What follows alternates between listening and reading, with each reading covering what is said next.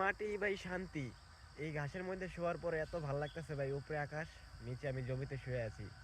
এটা আমাদের আসল জিনিস ভাই। আর ঘাস, চারদিকে ঘাস, এত ভালো লাগতেছে ভাই। আপনাদেরকে দেখে, এটা আমাদের ঘাসের জমি, এত ভালো লাগতেছে এখানে শোয়ার পরে। আমার অনেক ভালো লাগতেছে ভাই। কি বলবো ভাই, সত্যি কত সুন্দর প্রাকৃতিক দেখতেছি ভাই, আশেপাশে তাকাইতেছি আর এত সুন্দর লাগতেছে ভাই। আপনাদেরকে দেখাই আমি কোথায় শুয়ে আছি। আসলে মন খারাপ ছিল, মনটা ভালো হয়ে গেল ভাই। সবুজে ঘেরা চতুর্দিক, আর নিঃশ্বাস নিলেই মনে হয় ঘ্রাণ। দেখছেন ভাই কত ভালো লাগতেছে যে আমার থেকে। একটু অপেক্ষা করেন, আরেকটা জিনিস দেখাই। মানে এইটাই এই মাটির মধ্যে শুইলে আসলে না কোনো অহংকার থাকে না মনে, সব ক্লিয়ার হয়ে যায়। আপনাদেরকে দেখাই আমি কোথায় শুয়ে আছি। এই দেখেন আমি উঠে গেলাম, ঠিক আছে। এই আমি এতক্ষণ এখানে শুয়েছিলাম। দেখছেন কত সুন্দর, সব সবুজে ঘেরা, আশেপাশে এত সুন্দর ভাই পরিবেশটা। আমাদের ঘাসের জমিটা যত দেখি ঠিক ততই লাগে ভালো। আমি মনে চাই আমি এখানে আরো কতক্ষণ শুয়ে থাকি। মানে একটু আমি শুয়েছিলাম ভাই, বিশ্বাস করবেন, মানে আমার কোনো চিন্তাই ছিল না। আর যখন আমি বিছানায় ঘুমাই, তখন ওই চিন্তা হয়, এই চিন্তা হয়, এটা করি নাই, সেটা করি নাই, হ্যাঁ এই খেতে আসি নাই, খেতে পানি দেওয়া লাগবো, ওই হ্যাঁ পরে এই খেত দেখা লাগবো, ঠিক আছে, মুরগি খেদানো লাগবো, কত চিন্তা ভাবনা আসে। কিন্তু যখন এই জমিতে শুয়ে থাকি না, তখন কিচ্ছু চিন্তা ভাবনা থাকে না, তখন শুধু মানে ঘুম আসে। দেখেন আমি এখানে শুয়েছিলাম, মানে এতটা ভালো লাগতেছিল এখানে। সত্যি অনেক সুন্দর একটা পরিবেশ ছিল। আর চতুর্দিকে মনে করেন আমাদের ঘাসে ঘেরা জমি, আসলেই ভাই খুব সুন্দর।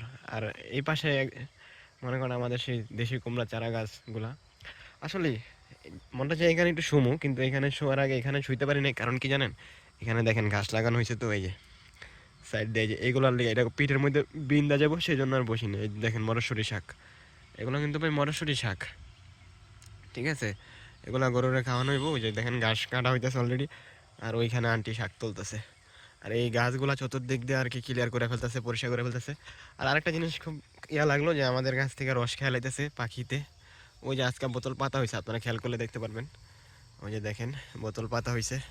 আর এই যে এগুলো, এগুলোর মধ্যে শুইতে পারবো কেন? এগুলো অনেক ধার তো, এগুলোর মধ্যে শুইতে পারবো না। আসলেই ভাই, জমির মধ্যে শুইলে আসলে অন্যরকম একটা জিনিস মনে হয়, যে এই মাটি একদিন আমাদের আপন ঘর।